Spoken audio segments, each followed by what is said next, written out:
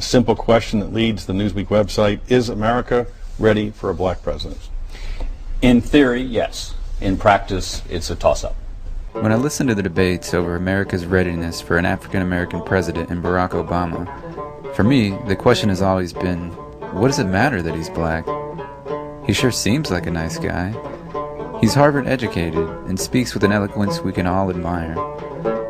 Then the question became, is he black enough? How can a black person not be black enough, I thought.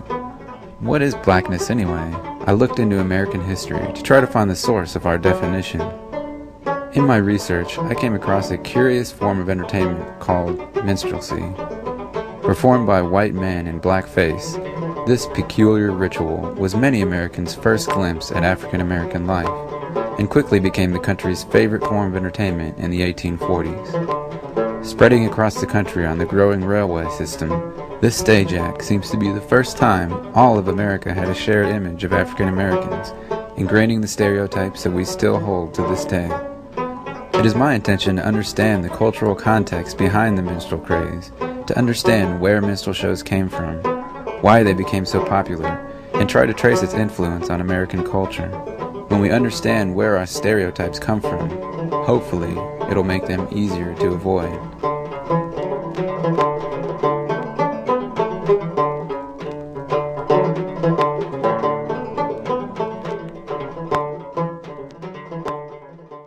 In the years after the War of 1812, Americans started becoming vocal about their need for native forms and symbols that could assert the nation's cultural distinctiveness as clearly and emphatically as the war had reaffirmed its political independence. The war had made no changes in geography or political institutions, but it did serve to instill an even greater sense of pride in the national psyche.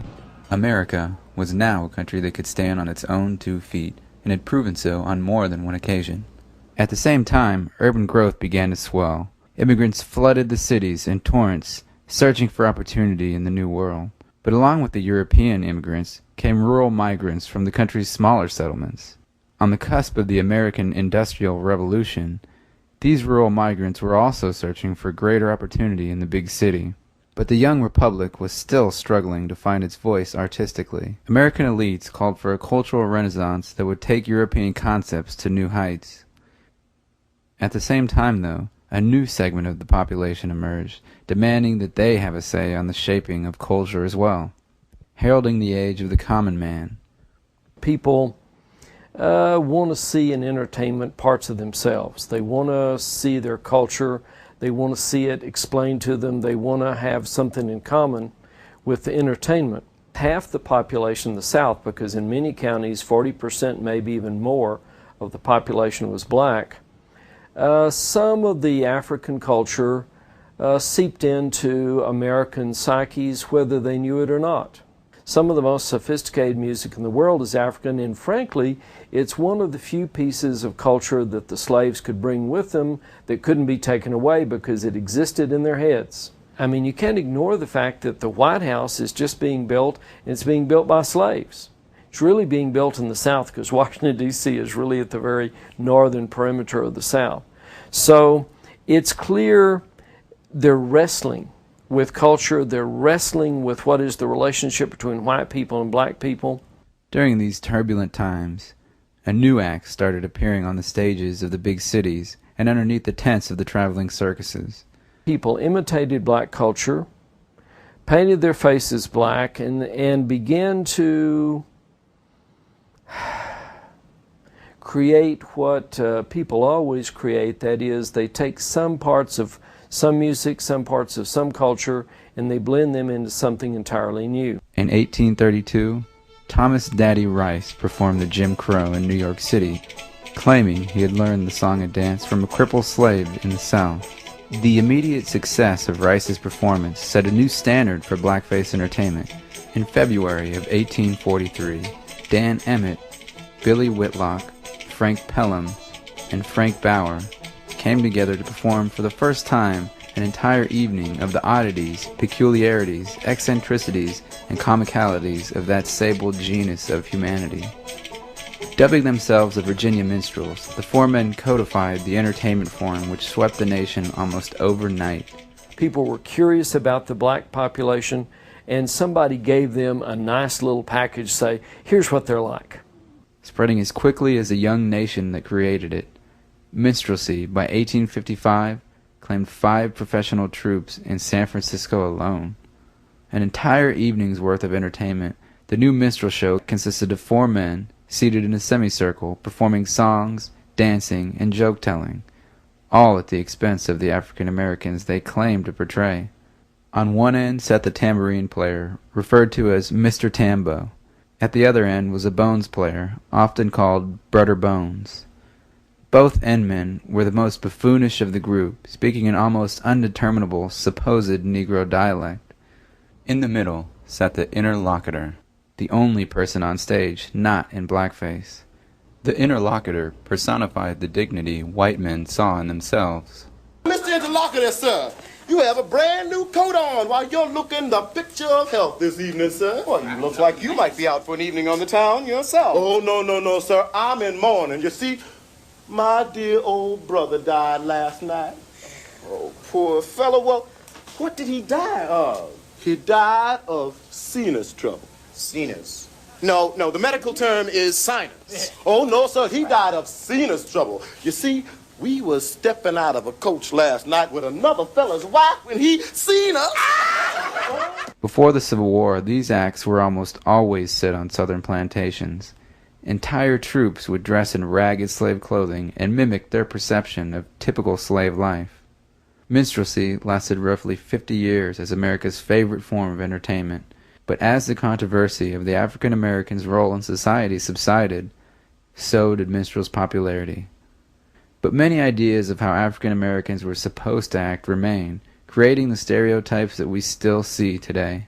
Then lay down the shovel and a hoe, and hang up the fiddle and the bow. No more hard work for poor Ned.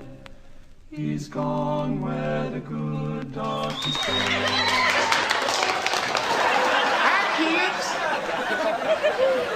Well, what is a black accent? Well, people thought they knew. How do black people talk? People thought they knew. Now you see, Andy, first the atom splits into what they call a monocle. And then the monocle busts and breaks down into what they call neutron, photon, fig newtons, and morons. If marriages are made in heaven, my guardian angel has sure been loafing on the job. When I look at television today, you know, the MTVs and the BET and different Comic View and those type of shows that are out there, I mean, we still, even today, see the same negative stereotype of African Americans. Utterly racist on the surface, minstrelsy seems only to reinforce racial stereotypes that followed us through history, all the way up till today. But perhaps this gross ritual was the first glimpse at American culture that has always been enamored with African culture. This pattern of white musicians mimicking black music is a trend that would only continue through different eras of music. And that was the beginning of a long relationship between blacks and whites, and black entertainment and white appropriation of it, and this strange dance that we've been doing with each other since really the beginning of our relationship in America. It's too close, it's too deep a story. So you have to degrade the relationship. You have to do degrading things so that you can live with the tremendous affront to humanity that slavery was. As I look at culture and as I see how people are trying to define themselves, it is interesting to see how culture, how music, how theater tells us what we are and then asks us what we could be. Sometimes I think people say things in music or say things in theater, and they're really poignant questions. They're really things that need to be asked, and we're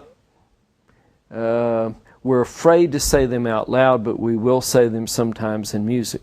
Minstrelsy attempted to portray the lives of slaves through mostly English-style songs and a broken representation of the language of the day.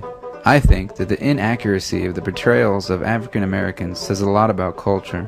It's something that cannot be recreated or mimicked, and only when we realize that we're all essentially American can we overcome the boundaries of color that have so long divided us.